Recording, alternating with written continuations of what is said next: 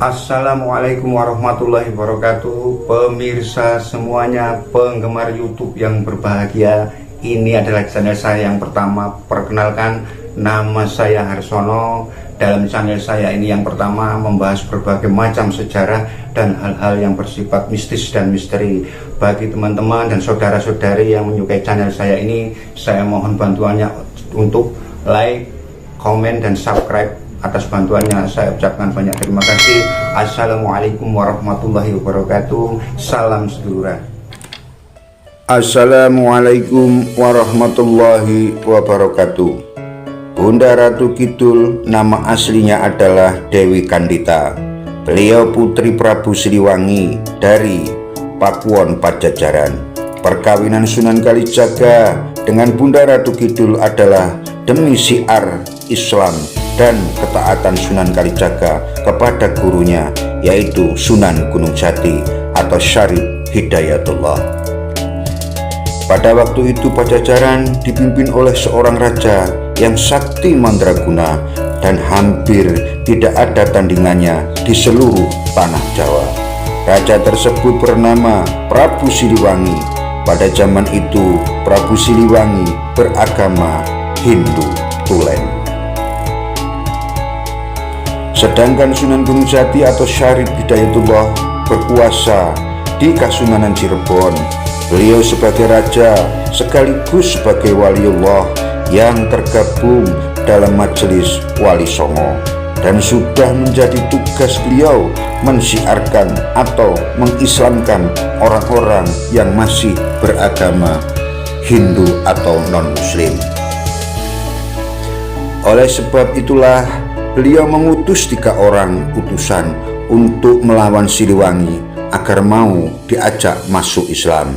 3 utusan itu bernama Arya Kemuning, Dimas Gondosari, Dimas Roro Kencono Wungu.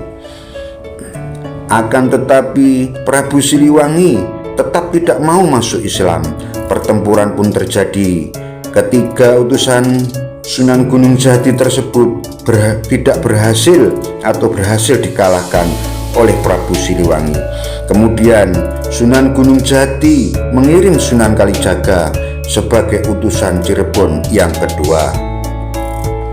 Akan tetapi Prabu Siliwangi tetap tidak mau diajak masuk Islam, dan akhirnya pertempuran Prabu Siliwangi dan Sunan Kalijaga pun terjadi. Sunan Kalijaga pun tidak bisa mengalahkan Prabu Siliwangi.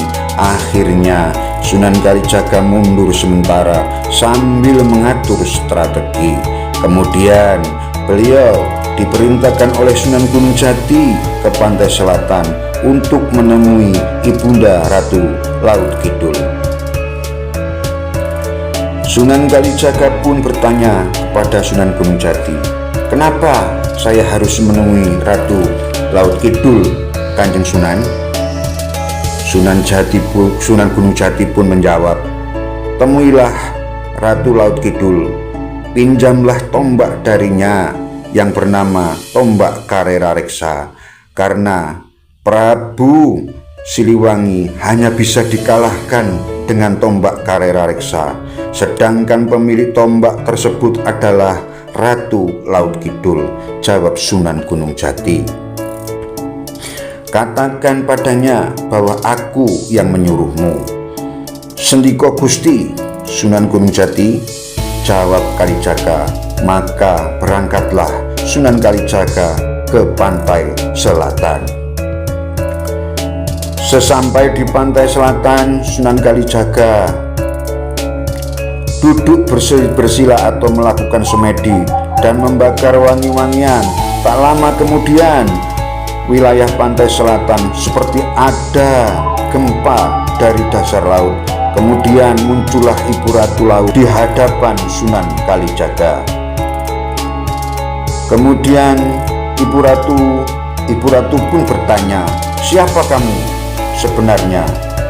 Ada perlu apa kamu memanggilku?"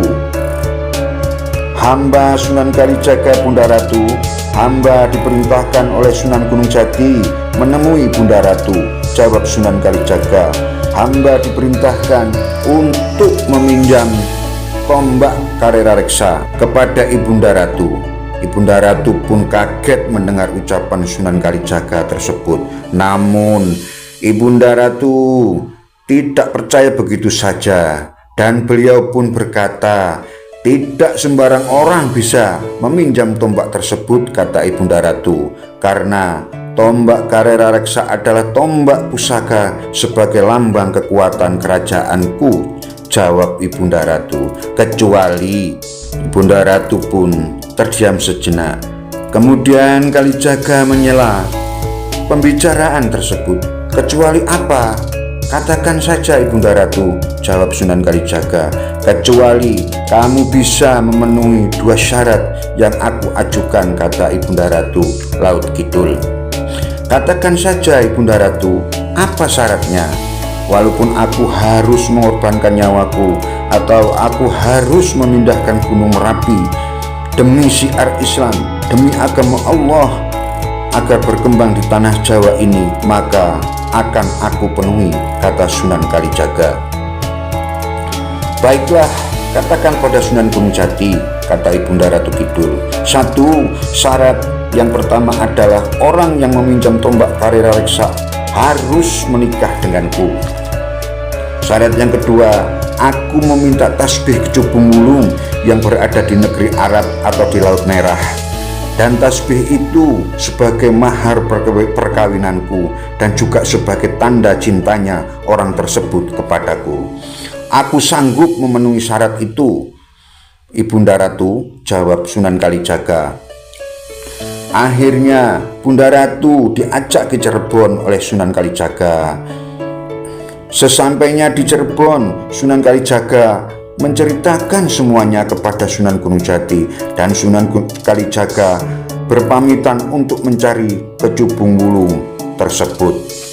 Tak lama kemudian sampailah Sunan Kalijaga pada tempat yang ditujunya, yaitu di lereng Gunung Wilis. Beliau melakukan semedi atau ngerogoh sukmo. Dalam semedinya beliau ada 3 orang yang mengantarkan beliau ke tempat Kecubung Wulung itu berada. Akan tetapi orang tersebut berwujud jin, pembantu Raja Bilqis. Singkat cerita, Sunan Kalijaga pun sampai di tempat Kecubung Wulung berada karena diantar oleh 3 jin tadi. Salah satu jin tersebut bernama Sang Hyang Ratu Serangga.